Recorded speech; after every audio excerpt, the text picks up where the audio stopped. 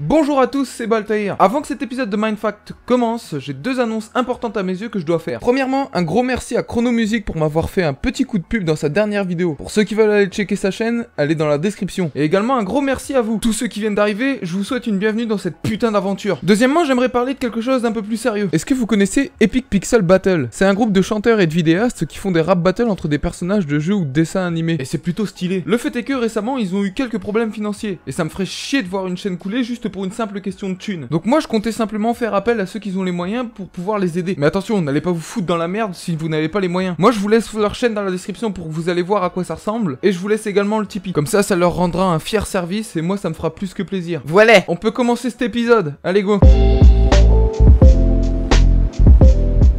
Est-ce que vous connaissez l'Alzheimer? La maladie où plus le temps passe, plus vous perdez votre mémoire? Bah ça tombe bien, parce que je vais pas vous parler de ça du tout. Dans les jeux vidéo, il y a le fameux système de sauvegarde. Et ça vous est sûrement déjà arrivé de supprimer votre sauvegarde, non? Bah l'amnésie rétrogradée, en fait, c'est ça. C'est comme si une partie de votre vie était une sauvegarde et qu'elle serait d'un coup supprimée. Le truc en fait, c'est qu'on peut l'avoir de différentes manières. Par exemple, si tu tombes sur la tête et qu'une certaine partie de ton cerveau est touchée, tout est delete. Mais il y a une autre manière qui est aussi extrêmement intéressante. En gros, c'est un truc que votre cerveau peut faire tout seul. Quand on est anxieux ou angoissé par des mauvais souvenirs, et ben ton cerveau décide de lancer un mécanisme de défense. Et vous savez comment ce mécanisme il s'appelle? L'amnésie rétrogradée. Et ouais, c'est comme si votre cerveau décidait de supprimer une partie de votre mémoire, juste parce que vous êtes trop stressé par les événements passés. Je vais vous mettre dans la description un lien d'une personne qui raconte son histoire. Le bémol, c'est qu'il s'en souvient pas.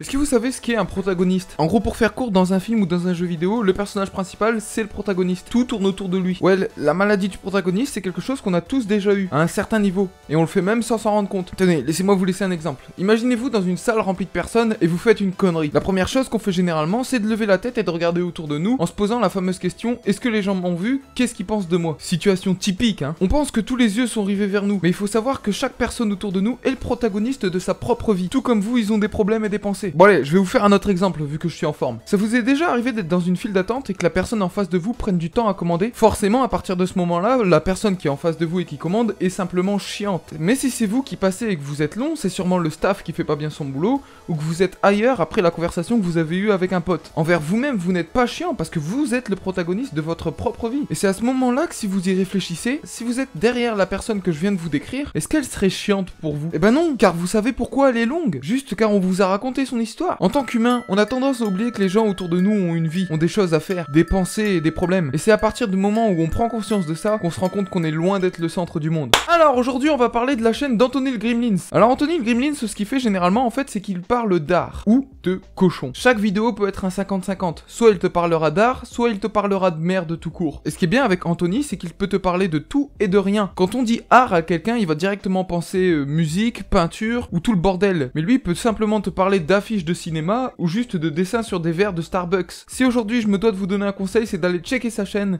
et de me dire ce que vous en pensez dans les commentaires. Sur ce, moi je vous souhaite une agréable journée ou soirée. Prenez soin de vous. Bye.